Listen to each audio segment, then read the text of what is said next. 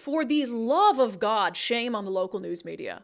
We have seen repeatedly since Senate Bill 5599 really got into the public consciousness that you have a lot of the media just parroting talking points from Democrats. Like whatever Democrats say about this bill, that's what winds up in reporting. And that's why the title of today's episode is Polly Want a Cracker, because I feel like we just got a bunch of parrots on our hands. And one of the problems is newsrooms have gotten so small and the staff is so low that a lot of them rely on the Associated Press and news wires, which means that if you see an AP article in one place, you're probably going to see the same article with almost the exact same headline published for multiple news entities.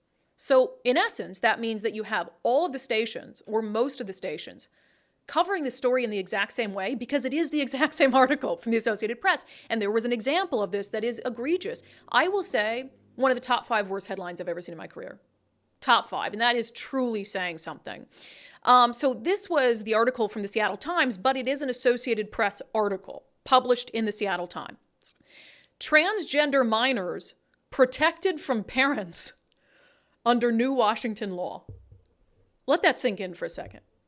Transgender minors protected from parents under new Washington law. The first line reads, minors seeking gender-affirming care in Washington will be protected from the intervention of estranged parents under a measure Governor Jay Inslee signed into law Tuesday. First of all, the mere concept that transgender minors would need to be protected from their parents is insane to me. I might expect to hear that from Senator Mark Elias or a co-sponsor of the bill or Jay Inslee, but to see that parroted in a headline from the Associated Press, what is supposed to be one of the most unbiased news entities in the world, is insane to me. Transgender minors protected from parents.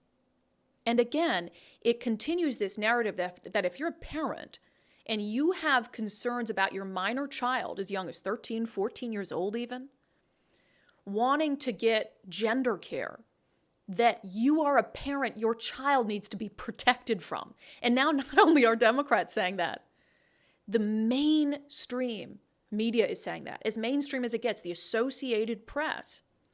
And I will just point out that, unfortunately, because of all the reasons I stated earlier, this same headline or a version of it made it into multiple news agencies on their websites across Seattle. So just a couple examples. Take a look at these. 2 tweets side by side, one from Fox 13, one from Como News. The Fox 13 one reads, minors seeking gender-affirming care in Washington will be protected from the intervention of estranged parents under a measure Governor Jay Inslee signed into law Tuesday. Now from Como News. Minors seeking gender-affirming care in Washington will be protected from the intervention of estranged parents under a measure signed into law by Governor Jay Inslee Tuesday afternoon. It's because these are both that same Associated Press article, and what they've done is tweeted out the first line of it. And I also take issue, by the way, with that insertion of the word estranged. First of all, the law says nothing about whether a minor has to be legally estranged from a parent in order to show up at one of these shelters. That has nothing to do with it. That's nowhere in the law. Now, if a child runs away from home and then the government hides their location from parents at one of these shelters, then yeah, I guess you could say at that point they're estranged, but it's not like it was by choice from the parents. So now we have the situation where, again, and I'm looking at this, I'm trying to look at this. I know I do commentary, but I try to look at every bill through a lens of common sense and be reasonable and rational about it. And I think we do our best to consider both sides of the argument. And I have said, to me, this isn't about transgender anything. It's about parental rights. But I consider this one of the most dangerous, consequential bills ever signed into law in Washington state because it erodes the rights of parents, of possibly good, loving parents, and hides their child from them. And I can think of few things worse for a parent than that. So here you have a bill that I consider to be, in 13 years covering politics, one of the most dangerous bills signed into law. And then you look at how the corporate media is framing it. through the lens of transgender teens have to be protected from their parents. Can you imagine the mind manipulation that we're doing to these teens and to these young adults who are already, I imagine, very confused? Imagine being a teenager and thinking that you were born into the wrong body and the wrong gender. Like, that's probably already a pretty difficult mental situation for them to be dealing with.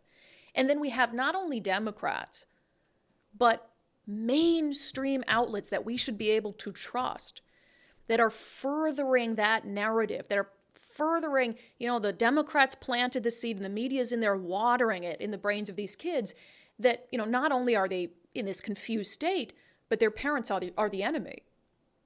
They have to be protected from their parents. What a horrible thing to do to these kids.